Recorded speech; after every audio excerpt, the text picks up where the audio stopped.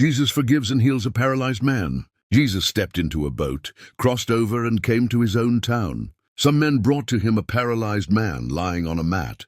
When Jesus saw their faith, he said to the man, "Take heart, son. Your sins are forgiven." At this, some of the teachers of the law said to themselves, "This fellow is blaspheming." Knowing their thoughts, Jesus said, "Why do you entertain evil thoughts in your hearts? Which is easier to say, 'Your sins are forgiven,' or to say, 'Get up and walk'? But I want you to know that the Son of Man has authority on earth to forgive sins." So he said to the paralyzed man, "Get up, take your mat and go home." Then the man got up and went home. When the crowd saw this, they were filled with awe, and they praised God, who had given such authority to man. The calling of Matthew. As Jesus went on from there, he saw a man named Matthew sitting at the tax collector's booth. "Follow me," he told him, and Matthew got up and followed him. While Jesus was having dinner at Matthew's house, many tax collectors and sinners came and ate with him and his disciples. When the Pharisees saw this, they asked his disciples, "Why does your teacher eat with tax collectors and sinners?" On hearing this, Jesus said, "It is not the healthy who need a doctor, but the sick. But go and learn what this means. I desire mercy, not sacrifice, for I have not come to call the righteous, but sinners." Jesus questioned about fasting. Then John's disciples came and asked him, "How is it that we and the Pharisees fast often, but your disciples do not fast?" Jesus answered, "How can the guests of the bridegroom mourn while he is with them? The time will come when the bridegroom will be taken from them. Then they will fast.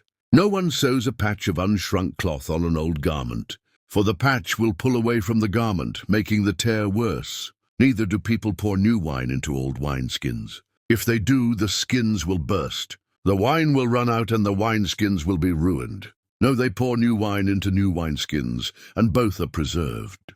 Jesus raises a dead girl and heals a sick woman. While he was saying this, a synagogue leader came and knelt before him and said, "My daughter has just died, but come and put your hand on her, and she will live." Jesus got up and went with him, and so did his disciples. Just then, a woman who had been subject to bleeding for 12 years came up behind him and touched the edge of his cloak. She said to herself, "If I only touch his cloak, I will be healed." Jesus turned and saw her. "Take heart, daughter," he said. "Your faith has healed you." And the woman was healed at that moment. When Jesus entered the synagogue leader's house and saw the noisy crowd and people playing pipes, he said, "Go away. The girl is not dead but asleep." But they laughed at him. After the crowd had been put outside, he went in and took the girl by the hand, and she got up. News of this spread through all that region. Jesus heals the blind and the mute. As Jesus went on from there, 2 blind men followed him, calling out, "Have mercy on us, Son of David." When he had gone indoors, the blind men came to him, and he asked them, "Do you believe that I am able to do this?" "Yes, Lord," they replied. Then he touched their eyes and said, "According to your faith, let it be done to you." And their sight was restored. Jesus warned them sternly, "See that no one knows about this." But they went out and spread the news about him all over that region. While they were going out, a man who was demon-possessed and could not talk was brought to Jesus, and when the demon was driven out, the man who had been mute spoke. The crowd was amazed and said, "Nothing like this has ever been seen in Israel." But the Pharisees said, "It is by the prince of demons that he drives out demons." The workers are few.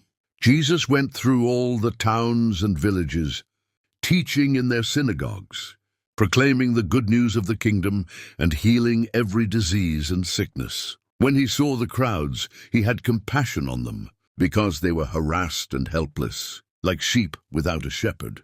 Then he said to his disciples, "The harvest is plentiful, but the workers are few. Ask the Lord of the harvest, therefore, to send out workers into his harvest field."